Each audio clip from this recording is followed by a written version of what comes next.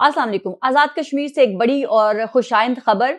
वज़ीर-ए-आज़म शहबाज शरीफ साहब ने आज़ाद कश्मीर में मुज़ाकराती अमल की कामयाबी का भरपूर खैर मकदम किया है।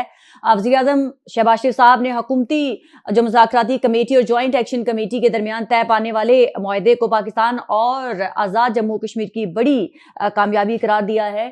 वज़ीर-ए-आज़म शहबाज शरीफ साहब ने मुज़ाकराती कमेटी के अरकान को खिराज तहसीन पेश किया और इनकी इनफरादी और इज्तिमाई काविशों को सराहते हुए कहा कि अमन का क़याम जो है हालात को मामूल पर आना खुशाइंद है। साजिशें और अफवाहें आखिरकार दम तोड़ गई। अल्हम्दुलिल्लाह तमाम मामला जो है वो खुश असलूबी के साथ जो है वो तय पा गए। उन्होंने जॉइंट एक्शन कमेटी के अरकान का भी शुक्रिया अदा करते हुए कहा कि हुकूमत अपने कश्मीरी बहन भाइयों के मसाइल को हल करने के लिए हर वक्त तैयार है।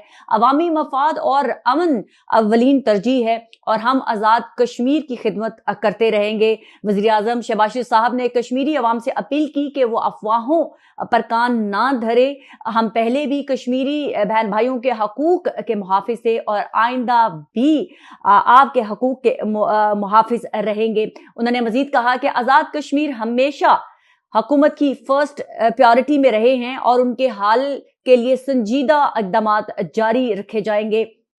इसके बाद जो बरतानिया से एक अच्छी खुशखबरी पाकिस्तानियों के लिए और ओवरसीज पाकिस्तानियों के लिए आई है, वो ये आई है कि अब 21 अक्टूबर से पाकिस्तान की कौमी एयरलाइन PIA जो है वो इस्लामाबाद से मैनचेस्टर और मैनचेस्टर से इस्लामाबाद जा सकेगी। जो पहली फ्लाइट होगी वो 701 PK इस्लामाबाद से मैनचेस्टर पहुंचेगी और फिर जो है वो 702 PK जो है वो मैनचेस्टर से इस्लामाबाद पहुंचेगी। ये फ्लाइट्स वीक में 2 दफा जाया करेगी, एक ट्यूसडे को और एक सैटरडे को। हम ओवरसीज पाकिस्तानियों के लिए तो ये बड़ी ही बहुत बड़ी खुशखबरी है क्योंकि अब हम डायरेक्टली जो है वो बरतानिया से अपने पाकिस्तान सफर कर सकेंगे। पहले मरहले में मैनचेस्टर से शुरू हुई हैं, फिर दूसरे मरहले में बर्मिंघम से और फिर तीसरे मरहले में लंदन से जो है वो फ्लाइट्स का आगाज बाकायदा तौर पर हो जाएगा।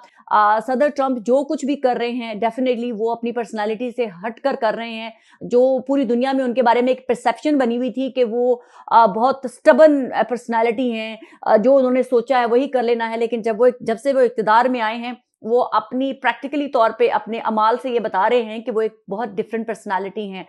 लेकिन एक चीज़ जो हमें नज़र से गुजरी है सदर ट्रंप की कि वो ये है कि वो लोग अगर उनको लेट डाउन या टोल्ड ऑफ करने की कोशिश करें तो वो उस चाहे वो मुल्क हो उनको हेड ऑन ले लेते हैं, चाहे वो किसी भी स्टेट के सरबराहान उनको हेड ऑन ले लेते हैं, जिसकी मोदी एक बड़ी ही प्राइम एग्जाम्पल है।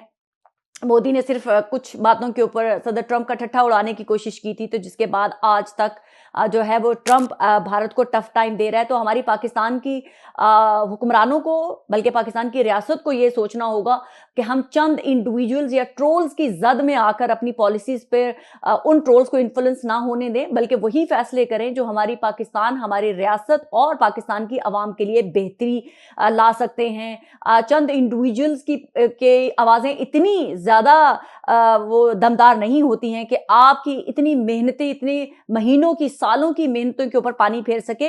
तो पाकिस्तान को पूरी दुनिया में बाबर करवाया है और करवा रहे हैं कि पाकिस्तानी हुकूमत, पाकिस्तान की इस्टेब्लिशमेंट, पाकिस्तान की मसल्ह अफवाज किस कदर काबिल हैं और वो क्या कुछ कर सकते हैं। सो बस मैं हुकूमत से यही रिक्वेस्ट करूंगी कि चंद ट्रोल्स की वजह से आप जस्टिफिकेशन ना देना शुरू कर दिया करें। फ्रंट फुट पे आके खेलना सीखें, बैक फुट पे जाना बंद कर दें। जो कुछ भी करना है आप लोगों को पाकिस्तान की आवाम ने मुंतखब करके मुल्क के लिए, रियासत के लिए, अवाम के लिए फैसले करने पर जो है वो लाए हैं, तो आपका वही काम है।